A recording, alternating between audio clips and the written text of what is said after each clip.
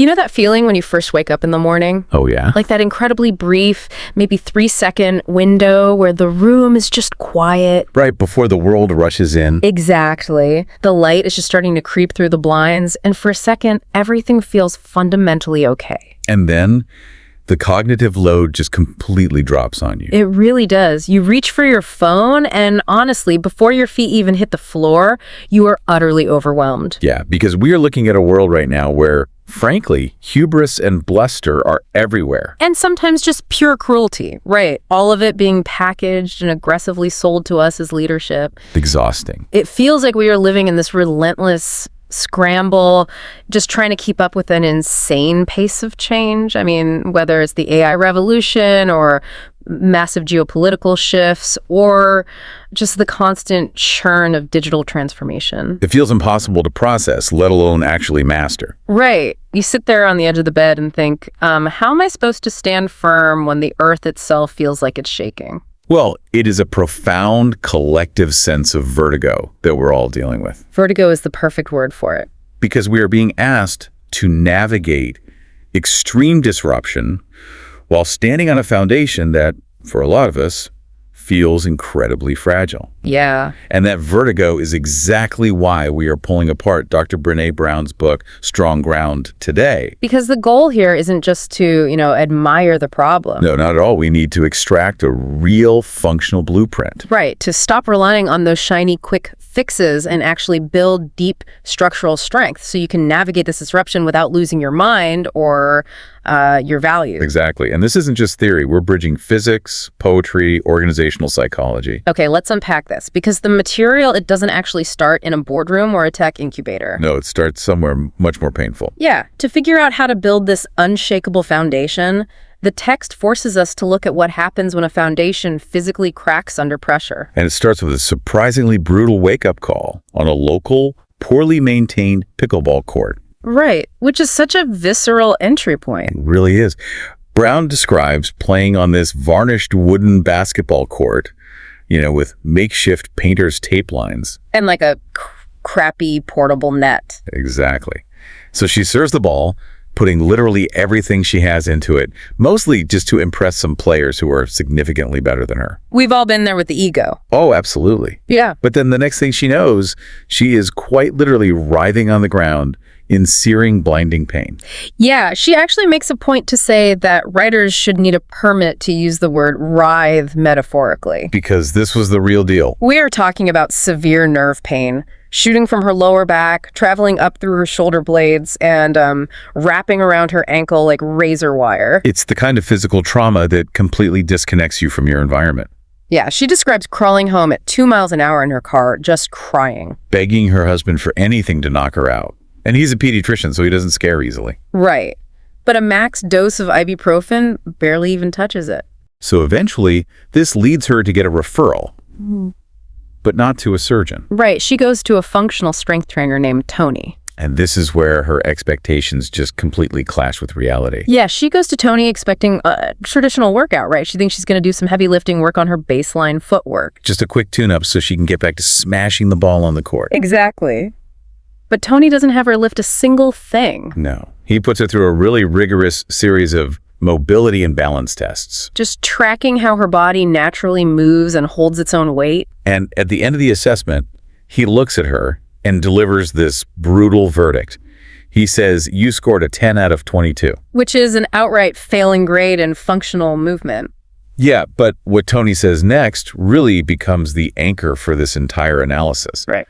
He tells her, we will not build on dysfunction. Wow. He explains that her catastrophic incident on the court was what he calls a compensation injury. Meaning her body was compensating for something weak? Exactly. Her arms and her quads were overworking to compensate for a remarkably weak core and completely unengaged lats. So her lower back was doing all this immense work because it wasn't being supported by the foundational muscle groups that were actually designed to carry that load. Right. And her reaction to this diagnosis perfectly mirrors human nature. Oh, it's so relatable because Tony tells her she needs to undergo a complete systemic change. Mind, body, spirit, sleep architecture, diet. Even fundamentally changing the way she sits at her desk. It's a massive, difficult, agonizingly slow undertaking. Right. So instead of firing her glutes and doing the painful physical therapy, she immediately pivots To what she calls toys over hard work. Yes, she goes out and buys a brand new iPad. She downloads 4 different premium note-taking apps, She spends hours going down YouTube rabbit holes researching productivity systems creating color-coded folders for her spiritual development, and spending her time doing digital calligraphy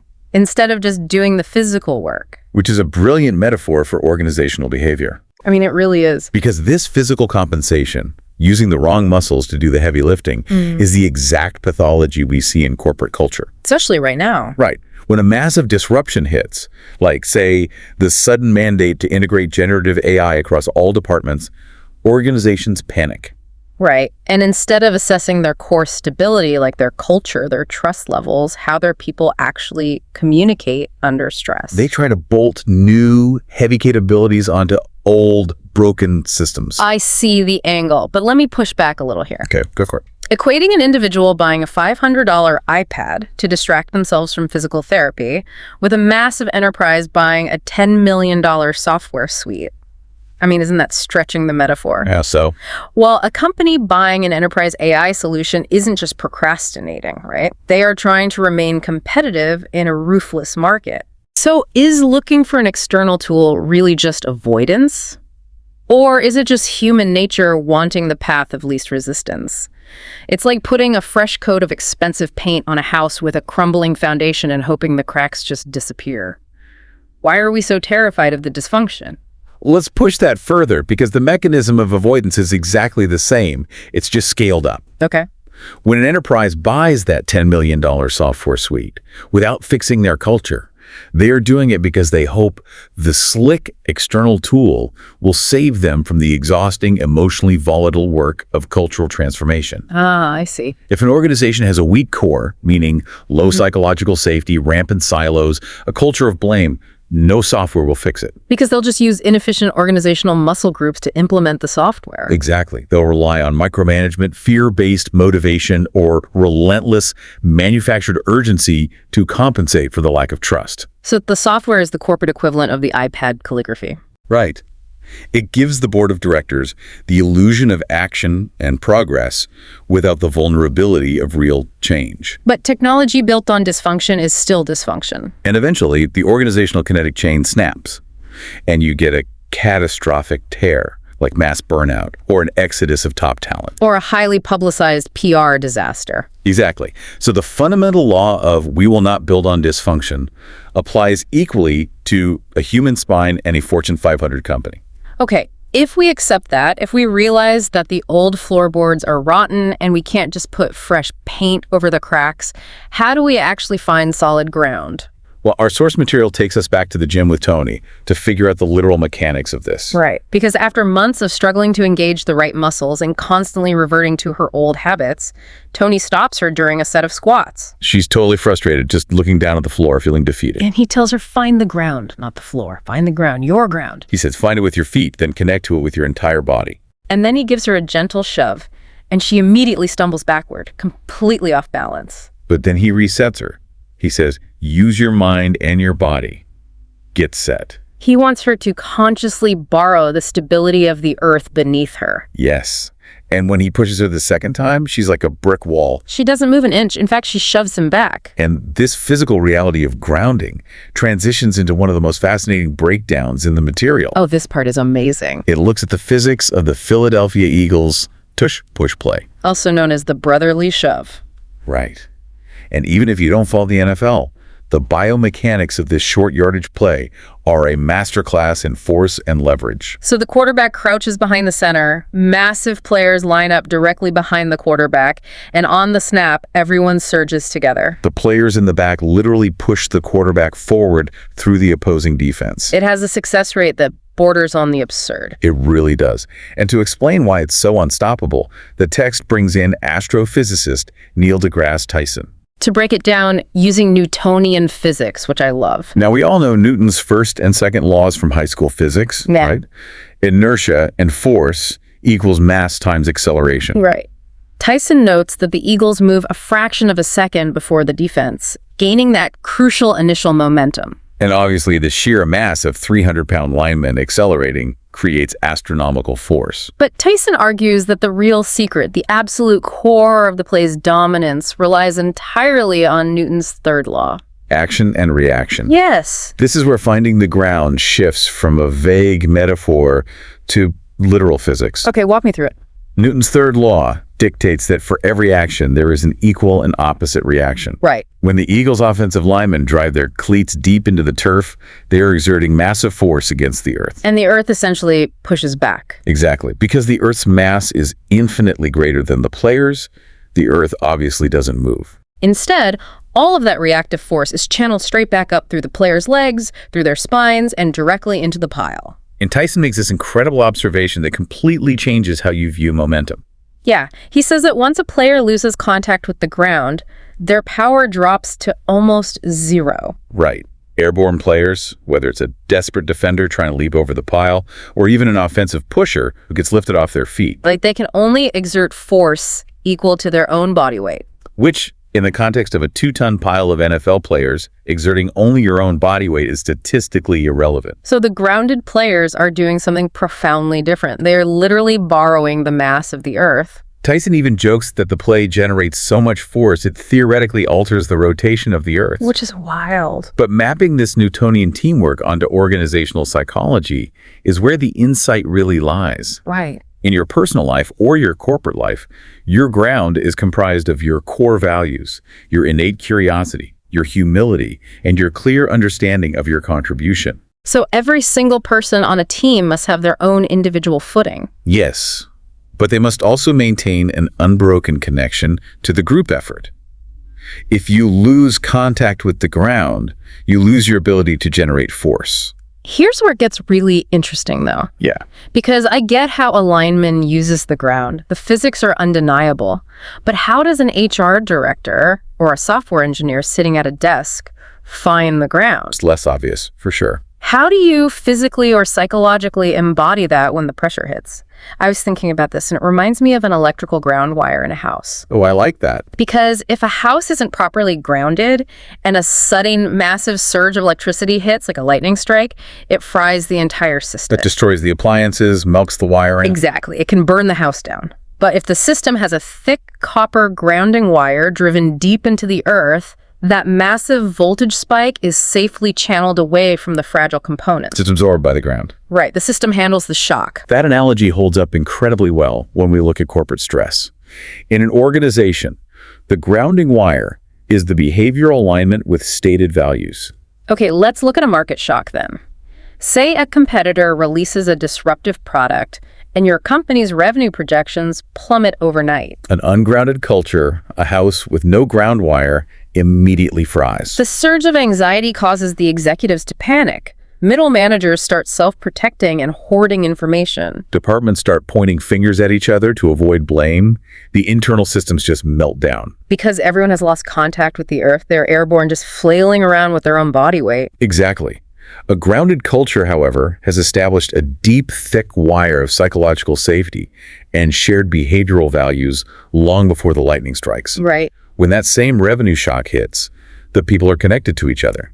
They can process the immense stress of the crisis because they trust the motives of the people next to them. They can absorb the voltage, channel the anxiety through their shared values, and push forward together. They borrow the mass of the collective culture to withstand the hit. But once you have that electrical wire safely buried, once you are grounded, you realize something deeply counterintuitive about stability. What's that? Well, we tend to think of stability as being rigid, right? Standing perfectly still like a concrete statue. Right. Immobile. But the material argues that true stability actually requires holding immense tension, which brings us to perhaps the most stubborn, tenacious concept we have to deal with. Paradox. Yes. Paradox is notoriously difficult for the human brain to process. Because we are biologically and psychologically wired to resolve ambiguity. We want clear answers. We want a hero and a villain, a right way and a wrong way. The text breaks down the etymology first to ground us. It comes from the Greek. Para, meaning contrary to, and dokein, meaning opinion. So the Latin translation effectively boils down to a statement that is seemingly absurd, but really true. Is two seemingly opposing contradictory ideas that must both be valid and held at the exact same time. And to illustrate this, the author pulls a brilliant example from television history. Vinko Bogataj's famous ski jump crash on ABC's Wide World of Sports. Oh man, for anyone over a certain age, that footage is burned into their retinas. He comes speeding down the ski jump ramp, loses his balance right at the lip. Flies violently off the side of the structure, helicopters uncontrollably through the air, and crashes through the retaining wall into the crowd. And as this happens, the legendary broadcaster Jim McKay delivers the voiceover. The thrill of victory and the agony of defeat. Bogataj was the literal, visual definition of the agony of defeat for decades. But the paradox of sport, which perfectly mirrors the paradox of living a brave, grounded life, is that you absolutely cannot separate those two realities. To experience the absolute transcendent thrill of victory, you must constantly risk and inevitably experience the brutal, humiliating agony of defeat. Vulnerability and courage are inextricably linked. You cannot sever them. If you eliminate the risk of the agony, you permanently forfeit the thrill. Which sets the stage for one of the most critical paradoxes in organizational leadership, Jim Collins' Stockdale paradox. Yes. This concept was born out of profound human suffering. It is named after Admiral Jim Stockdale, who was the highest-ranking United States military officer in the Hanoi Hilton prisoner of war camp during the Vietnam War. He was imprisoned for 8 years, subjected to relentless torture, and had no release date, no certainty he would ever see his family again. When the author Jim Collins interviewed Stockdale years later, he asked him how he survived that unimaginable environment. But more importantly, he asked Stockdale who didn't make it out. And Stockdale's answer is chilling. He said, oh, that's easy. The optimists. Which on the surface sounds completely backwards. Right. You would assume the optimists, the people looking on the bright side, would be the ones with the resilience to survive. But Stockdale clarified the psychological trap of pure optimism. He explained that the optimists were the ones who would say, we're going to be out by Christmas. And they would hold all their psychological weight on that belief. Christmas would come and Christmas would go. Then they would recalibrate and say, okay, we'll be out by Easter. Easter would pass. Then Thanksgiving. And eventually, Stockdale said, they died of a broken heart. Wow. Their purely optimistic worldview couldn't withstand the repeated, crushing blows of reality. So, the Stockdale paradox, the tension you have to hold to survive extreme adversity is this. You must maintain unwavering, gritty faith that you will prevail in the end, regardless of the difficulties. Andy, at the exact same time, you must have the discipline to confront the most brutal, gritty facts of your current reality, whatever they might be. Gritty faith and gritty facts. If you only possess faith, you become delusional. You ignore the warnings, you refuse to adapt, and reality eventually crushes you. But if you only focus on the brutal facts, you succumb to cynicism and despair. You give up because the math looks impossible. You have to hold both opposing forces simultaneously. We see this tension in other leadership models mentioned in the material too. Like James March talks about the paradox of plumbing and poetry. Right. A truly great leader has to be obsessed with the plumbing, the unglamorous operational efficiency, the supply chain logistics, the profit and loss margins. But simultaneously, they have to cast the poetry. The deeply meaningful, inspiring, transcendent vision that gives people a reason to care about the plumbing in the first place. Father Richard Rohr also introduces the grace paradox, pointing out the uncomfortable truth that we actually grow more spiritually and emotionally by doing things wrong, by failing and reflecting, than we do by doing everything perfectly right. But as we noted, the human mind viscerally hates this tension. We really do. When we encounter a paradox, our immediate instinct is to relieve the pressure by picking one side, championing it as the ultimate truth, and attacking the other side. We want to be known as the visionary dreamer or the hard-nosed reality checker. We don't want the exhausting task of being both. But the material insists that true strength demands holding that tension. Like Demis Hassabis, the CEO of Google DeepMind, discussing this regarding the AI revolution. He constantly frames AI development as a paradox, balancing explosive, unbounded speed and discovery with rigorous, almost restrictive ethical guardrails. Right. If you only pick speed, you risk creating a catastrophic, uncontrollable system. But if you only pick caution and ethics, you paralyze innovation and never solve the problems AI is meant to address. You have to hold the tension. The tension is the safety mechanism. The paradox that hit me the hardest, personally, was a seemingly mundane one about scheduling.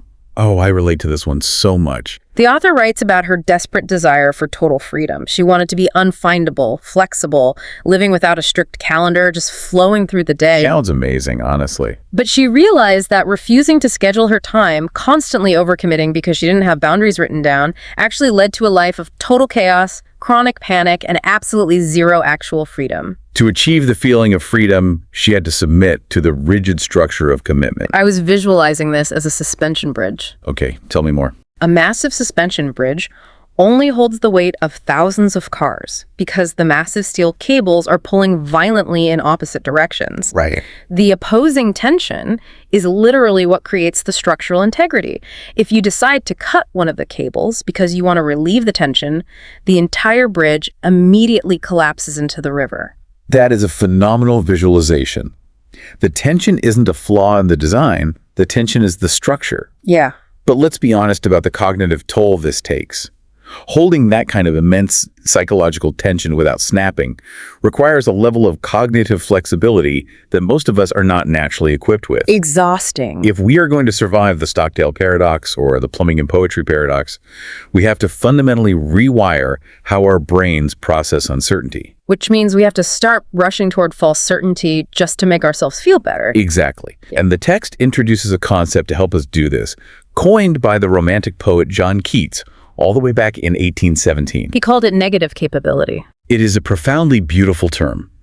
Keats defined negative capability as the ability of a person to be in uncertainties, mysteries, doubts, without any irritable reaching after fact and reason. Irritable reaching.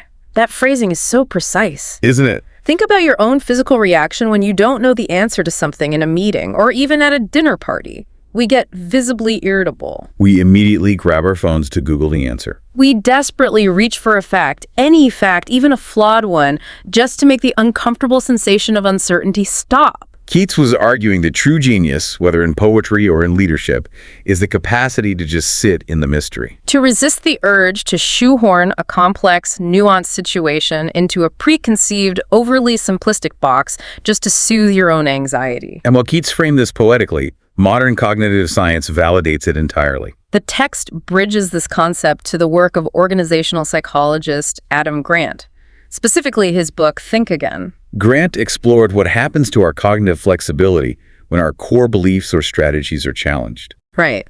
He argues that we habitually slip into one of three highly defensive, ungrounded mindsets to protect our egos. He categorizes them as the preacher, the prosecutor, and the politician.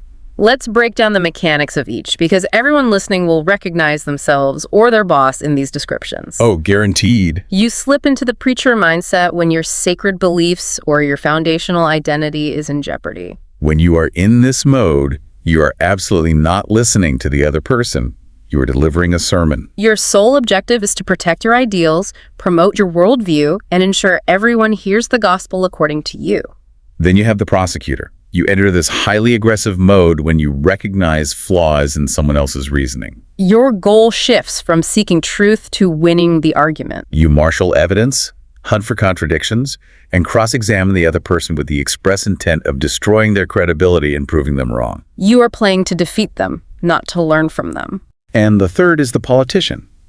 You shift into this mode when you are desperately seeking the approval of an audience or a key stakeholder. You aren't advocating for the objective truth, you are campaigning. You are lobbying, reading the room, and saying whatever you calculate will win over your constituents and secure your position. The fatal flaw in all three of these modes, the preacher, the prosecutor, and the politician, is that your mind is effectively sealed shut. Right. You are entirely focused on changing other people's minds while remaining stubbornly unwilling to rethink your own views. To combat this, Grant argues we must cultivate a fourth mindset, the scientist. Now, what does it actually mean to think like a scientist in a corporate setting? Well, a good scientist is acutely aware of the limits of their own understanding. They actively doubt what they know. They are intensely, genuinely curious about what they don't know. And, crucially, they update their views the moment new, credible data arrives. They treat their business strategies, their product launches, and even their leadership styles not as sacred dogma to be defended, but as fragile hypotheses to be rigorously tested. The text provides a staggering, data-driven example of how powerful this mindset shift can be. Yes, researchers in Europe conducted a massive study involving over 100 Italian startup founders. They put these founders through an intensive entrepreneurship training program. Half the group, the control group, received standard, high-quality business training. They were taught how to write business plans, execute strategies, and pitch investors. But the other half of the founders received the exact same baseline training, with one massive addition. They were explicitly taught to view their entire startup through scientist goggles. They were trained to view their core business model not as a brilliant final product, but merely as a hypothesis. And they were instructed to rigorously test that hypothesis against the market. And if the market data refuted their assumptions, they were told they must pivot immediately. The divergence in the outcomes over the following year was nothing short of astonishing. The control group, the founders who were taught traditional execution and stayed wedded to their original ideas, operating like preachers, defending their gospel, averaged under $300 in revenue. They effectively flatlined. But the group trained in scientific thinking pivoted their core business models twice as often as the control group. And they averaged over $12,000 in revenue in the same time frame. They brought in over 40 times the revenue because they weren't too proud to look at the data, admit their original beloved idea was fundamentally flawed, and change course. But here is the terrifying paradox embedded in Grant's research. You would naturally assume that really smart people with incredibly high IQs, the ones who usually populate the C-suite, would naturally be better at adopting the scientist mindset. But the data shows the exact opposite is often true. The smarter you are, the more you actually struggle to update your beliefs. This forces us to question how we culturally define intelligence. Grant points out that raw mental horsepower does not guarantee mental dexterity. If you are incredibly smart, your brain is exceptionally fast at recognizing patterns and synthesizing information. But if incoming data violently clashes with your established ideology or your prior decisions, your high IQ actually becomes a massive liability. Why? Because you use your massive brain power to contort the data. You weaponize your own intelligence to protect your biases. You build incredibly sophisticated, complex arguments to explain away why the data doesn't apply to you. You fall victim to confirmation bias, only seeing the data that supports what you already expect to see. And desirability bias, only seeing the data you desperately want to see. The material calls this the "I'm not biased" bias, and it is arguably the most dangerous cognitive blind spot of all. Highly intelligent people are often so utterly convinced of their own pristine objectivity that they become completely blind to their own limitations. Their psychological defense mechanisms literally disguise themselves as piercing intellect. Grant argues we have to dismantle the overconfidence cycle. The overconfidence cycle is a death spiral. It starts with pride in your own intellect, which hardens into absolute conviction. That conviction triggers confirmation bias, which then leads to false validation, feeding right back into your pride. It's an insulated loop of arrogance. Instead, we need to wire our teams for the rethinking cycle. The rethinking cycle requires intentionally starting with humility, a deep, grounded acknowledgement of what we do not know. That humility naturally opens the door to doubt. Doubt, rather than causing panic, sparks genuine curiosity about what data or perspectives we might be missing. And that rigorous curiosity inevitably leads to discovery. And the beauty of the cycle is that the new discovery reminds us of how much we still have to learn, which reinforces our humility. Let me jump in here, though, because I can hear managers listening to this and panicking. If we are constantly doubting ourselves like a scientist, if we are always running hypotheses and walking into team meetings saying, I might be wrong about everything, don't we risk total paralyzing analysis paralysis? This is the fear, right? How do you lead a team through a genuine crisis if your rallying cry is, hey everyone, charge the hill, but just so you know, my current hypothesis about the enemy's location might be deeply flawed? It sounds weak. I'm thinking about the GPS on my phone. The scientist mindset feels like driving with a GPS that constantly recalibrates every time there's a hint of traffic. It's incredibly adaptable. Okay, I follow you. The preacher, on the other hand, is the driver who stubbornly drives their car straight off a pier into a lake because, well, that's the route I confidently mapped out this morning. Right. But if the GPS reroutes every 30 seconds, you just drive in circles and never reach the destination. How do you balance the need for scientific adaptability with the need for decisive leadership? You balance it by returning to the Stockdale paradox. Ah, okay. You must have the gritty, unwavering faith and vision to set the ultimate destination. That is the poetry of leadership. The destination is not up for debate. But you must be ruthlessly, scientifically adaptable about the route you take to get there. Exactly. You do not doubt the mission, you doubt your assumptions about the method. You say to the team, we are absolutely going to take that hill. I am certain of our goal. But I am treating our current flanking strategy as a hypothesis, and if the terrain changes, we will pivot instantly. That isn't weak leadership. That is grounded, highly resilient leadership. And taking this flexible scientific mindset and applying it to the messy emotional reality of managing human beings is where the material shifts into exploring daring leadership in a volatile world. And we have to acknowledge that the landscape of organizational challenges has shifted dramatically in the last few years. The text points out a disturbing trend.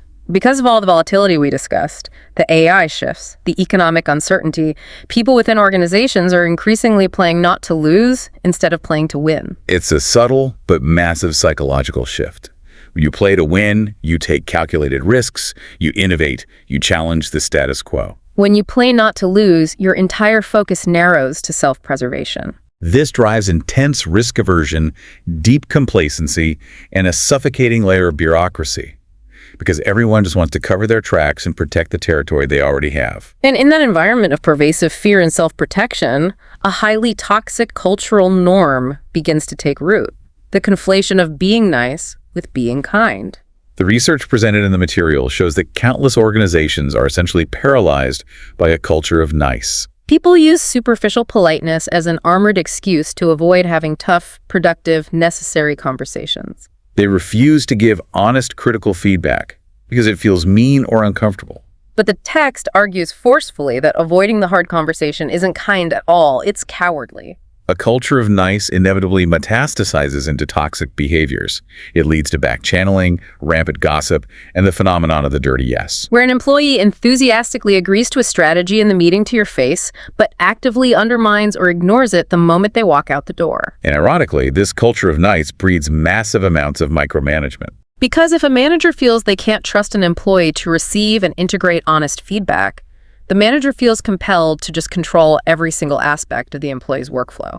To truly understand why giving and receiving feedback is so emotionally fraught, the text takes a deep, surgical dive into the core emotions that govern our social interactions and our sense of self. We throw around words like guilt, shame, embarrassment, and humiliation as if they are interchangeable synonyms. But psychologically, they are profoundly different experiences with radically different outcomes. We need to define these clearly based on the research. Guilt is the internal dialogue of, I did something bad. The entire focus is on the specific behavior. Guilt is actually a highly adaptive, socially productive emotion because it drives you to apologize, make amends, and change your future behavior. Shame, however, is the internal dialogue of, I am bad. The focus shifts entirely from the behavior to the self. Shame convinces you that you are fundamentally flawed, unworthy of connection, and beyond repair. It doesn't drive positive change, it drives hiding, isolation, and destructive acting out. Then there is embarrassment, which is fleeting and relatively harmless. It's the feeling of doing something awkward or uncomfortable, but knowing fundamentally that you aren't alone. It's walking out of the restroom with toilet paper on your shoe. You blush, you laugh about it later because you know it happens to everyone. But humiliation is the critical distinction here. Humiliation is the most destructive force we can inject into a corporate culture. Yes, the distinction between shame and humiliation is vital. Shame is the belief that you deserve the pain and isolation because you are flawed. Humiliation is the visceral experience of, I have been belittled, marginalized, and put down, and it is fundamentally unjust. You know you don't deserve the treatment. The text highlights the groundbreaking work of Dr. Linda Hartling, who argues that humiliation is not just a private, painful, emotional experience. It is a massive systemic driver of violence, aggression, and toxic social dynamics. When people are humiliated, their capacity for self-regulation plummets, and it triggers profound, often retaliatory aggression. The author makes a firm, unequivocal point here. Shame and humiliation are tools of oppression. They are mechanisms used to crush the human spirit. They are never, under any circumstances, effective tools for social justice, for behavioral correction, or for management. You cannot shame someone into being a better employee. The material includes a quote from Elie Wiesel, the Holocaust survivor and Nobel laureate who established a powerful rule for his own classroom and leadership. Never allow anyone to be humiliated in your presence. That is the baseline requirement for building the psychological safety necessary for a grounded culture. And this understanding of humiliation ties directly into how organizations structure and wield power. The text breaks down power dynamics into distinct, observable categories. The most common and most destructive is power over. Power over is exactly what it sounds like.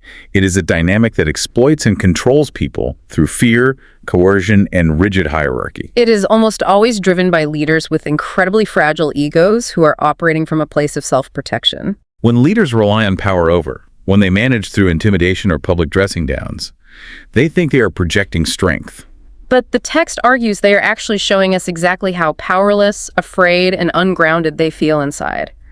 They have to constantly diminish others to artificially inflate their own stature. In stark contrast, daring leadership relies on three alternative models of power. First is power with, which focuses on building collective strength and capability through genuine collaboration and shared metrics. Second is power to, which is about giving individuals the agency, resources, and autonomy to execute their roles without micromanagement. And third is power within, which is the foundational ability to recognize and cultivate your own self-worth and self-knowledge, independent of your title. Armored leaders, operating from scarcity, believe power is finite. If you have some, I have less, so I must hoard it. Daring leaders, operating from a grounded core, believe power exponentially expands when it is shared and distributed. And this philosophical view of power brings us to an incredibly pragmatic distinction made by Ginny Clark in the text. She sharply separates the act of managing from the act of leading. We use the terms interchangeably, but they require entirely different skill sets. Managing is fundamentally about controlling variables, organizing workflows, tracking metrics, and solving immediate operational problems. It is the necessary plumbing. Leading, however, is about guiding people through uncertainty, inspiring a shared vision, demonstrating deep empathy, and having the courage to take calculated risks. And Clark drops a brilliant disruptive insight regarding how we hire and promote leaders. She argues that past experience is frequently one of the worst predictors for future success in a leadership role. Which goes against every HR protocol in existence. We only hire based on the resume and the years of experience. But think about the logic. You could have 20 years of experience, but you could have been doing the work poorly for 2 decades. Or, more relevant to our current era of disruption, you could have gained your vast experience mastering an old, stable paradigm that has literally ceased to exist. Your experience might actually blind you to the new reality. What actually matters when evaluating a leader are their core competencies and their mindset. Can you guide a team through ambiguity? Can you show empathy when your team is terrified of AI replacing them? Can you tolerate the profound vulnerability of taking a risk when you don't have all the data? So what does this all mean? The expert analysis in the text states it with absolute clarity. There is no courage without vulnerability. You literally, neurologically cannot be a daring leader without actively facing uncertainty, risk, and emotional exposure. Armored leadership uses power over to build a fortress around the ego to protect it from vulnerability. Daring leadership uses grounded confidence to step out from behind the armor and serve others, intentionally exposing the ego to risk. It boils down to the fundamental difference between self-protection and service. Are you leading to protect your status, or are you leading to serve the mission and the people? It totally brings me back to the nice versus kind dilemma we talked about. Being nice instead of kind is exactly like feeding your kid a bowl of ice cream for dinner just to avoid a massive tantrum, instead of taking the time to cook them vegetables, enforce the boundary, and endure 30 minutes of whining. Feeding them ice cream feels great in the moment for you, the parent. It relieves your immediate stress and makes you look like the hero. But you are actively, demonstrably damaging their physical health and their behavioral development in the long run. Armored leadership is feeding your team ice cream. It's giving them the dirty yes. Daring leadership is serving the broccoli. It's having the uncomfortable conversation about their performance, even when they complain, even when it's awkward, because you actually care enough about their long-term growth to endure the friction. That analogy perfectly illustrates the friction required for our final major concept, the anatomy of true transformation. Because if you recognize that your organization is addicted to power over dynamics, if you realize you are drowning in a culture of nice and compensating for a weak core, Small, incremental tweaks are not going to save you. You can't just mandate that everyone start eating broccoli on Tuesdays. You have to engage in true transformation, which requires leaders to do something that terrifies them. You have to intentionally break things. The text is very careful to define what transformation actually means, pulling from its Latin roots. It means changing completely in form, appearance, or structure. It is a radical metamorphosis. It is not an incremental shift in Q3 strategy. It is not a Six Sigma continuous improvement program. And the author notes that leaders who try to rebrand a minor structural shift as a transformation just to manufacture a false sense of urgency instantly lose all credibility with their teams. People know when they're just rearranging the deck chairs. True transformation is violent to the status quo. The poet David Whyte captures this beautifully. He's quoted as saying, "Transformation is to hit present reality at high velocity and watch it break apart at impact." If you want a non-poetic, completely visceral, multi-million-dollar example of hitting reality at high velocity, the text examines James Vowles. He took over as the team principal for the Williams Formula One racing team. Williams is a team with a legendary history, but they had been languishing at the very back of the grid for years, trapped in outdated systems and compensating for a weak organizational core. Vowles comes in, analyzes the dysfunction, and realizes that trying to incrementally improve their current car is pointless. So he makes a staggering decision. He decides to sacrifice all short-term success to build a completely new foundation for the upcoming 2026 technical regulations. He stood in front of his entire organization, an organization built entirely on the pressure of performing every single weekend, and he literally told them, break everything. I don't care about 23, I don't care about 24, and I really don't care about 25. You have carte blanche.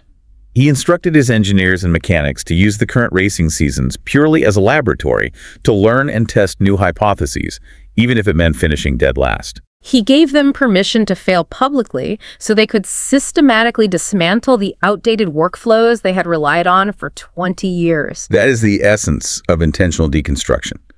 To rebuild a strong ground, you must identify, isolate, and ruthlessly dismantle the systems that are actively holding you back, even if those systems are currently keeping the lights on. And the text provides a concrete framework for doing this, outlining 6 change sets required for an organization to actually survive this level of transformation. And we need to look at each of these because skipping even one guarantees failure. The first is assessment sets. Before you break anything, you have to rigorously and honestly assess the readiness of the organization, starting at the very top. Is the C-suite actually willing to model the painful changes they are demanding of middle management? Yeah. If the executives are demanding vulnerability but operating from power over, the transformation is dead on arrival. Second is mindsets. Transformation isn't just changing what people do, it requires fundamentally changing how they think. You have to shift the collective psychology from the preacher to the scientist. Third is skill sets. You can't just demand a new mindset without giving people the practical skills to execute it. If you want a culture of candor, you have to train people on how to actually deliver and receive hard feedback without triggering humiliation. Fourth is tool sets. You need the external infrastructure, the software, the communication channels to support the new workflows. You don't buy the tools to avoid the culture change. You buy the tools to support the culture change once the ground is established. Fifth is coaching sets, which the author emphatically calls the ROI maker of the entire process. The material highlights extensive research from BetterUp, demonstrating that traditional training seminars rarely stick. Coaching provides the active, ongoing ingredients like rigorous inquiry, guided reflection, and expanding the employee's perception of possibilities that actually wire the new skills into the brain's long-term memory. Coaching is how you ensure people don't revert to their old compensation injuries when the pressure spikes. And finally, the sixth is system sets. You must build hard organizational systems, compensation structures, promotion criteria, performance reviews that actually reward the new behaviors. As the old adage goes, you do not rise to the level of your goals, you fall to the level of your systems. If you preach daring leadership, but your bonus structure still exclusively rewards cutthroat power over metrics, the culture will follow the money every single time. But as you move through these 6 change sets, the text warns of a massive psychological trap called the big chicken bias. When companies deploy these assessments to gauge readiness, the data consistently reveals a hilarious but destructive delusion. Almost every single employee rates themselves as incredibly daring, highly adaptable, and ready for change. And simultaneously, they rate everyone else around them, especially other departments, as massive, risk-averse chickens. Literally everyone in the building thinks they are the brave visionary, and the rest of the company is the dead weight. Which perfectly illustrates why the breaking phase of transformation is so crucial and so agonizingly painful. You have to force people to confront their own complicity in the dysfunction. You have to intentionally dismantle the look, but don't touch sacred cows of the company, those inherited, convoluted legacy systems that everyone constantly complains about, but no one is ever allowed to change because of office politics. You have to break the dysfunction while simultaneously, fiercely protecting the core mission and the people. It is an incredibly delicate, high-wire operation. But practically speaking, how do you actually keep morale from collapsing when you are intentionally breaking the very systems people have relied on for years to feel competent and safe? It's the ultimate leadership test. I keep picturing a family deciding to do a massive, down-to-the-studs remodel of their house, but they have to continue living inside it while the work is being done. Oh, that sounds miserable. There is drywall dust covering everything, the power tools are deafening, there are weeks without hot water, and you are trying to cook dinner for your kids on a hot plate in the living room. How do you stop your team from just giving up halfway through the demolition phase and resigning themselves to living in a house with half a kitchen and exposed wires? You prevent that collapse by understanding and relentlessly communicating that true transformation is inherently a narrative of death and rebirth. The leaders have to be completely uncomfortably transparent that the tomb phase, the dying of the old systems, the demolition of the kitchen is going to be dark, chaotic, and deeply uncomfortable. You don't gaslight your team by telling them the dust is fun. If you tap out when the demolition gets hard, if you fire the contractor halfway through to relieve the tension, you don't get incremental change. You just get a permanently broken house and an exhausted, cynical family. You survive the remodel by constantly obsessively pointing the team back to the blueprint. You keep reminding them of the shared vision of what the new house will allow them to do. And crucially, you ensure that the leaders are living in the exact same dust, eating off the exact same hot plate right alongside the team. Which brings us to the end of our journey through this material. We've covered massive ground today. We started on the varnished floor of a pickleball court, learning the agonizing reality that we fundamentally cannot build on dysfunction. We have to strip away the shiny iPads and address our weak core. We learned the literal physics of finding our strong ground, realizing that we have to borrow the mass of our shared values to absorb the shocks of disruption, refusing to become airborne when the pressure hits. We explored the necessity of holding the structural tension of paradox, balancing the gritty faith of our vision with the gritty facts of our reality. We learned to adopt a scientist's negative capability, testing our beloved hypotheses rather than aggressively preaching our biases. We saw the urgent moral need to reject the destructive forces of humiliation and power over in favor of daring, vulnerable leadership.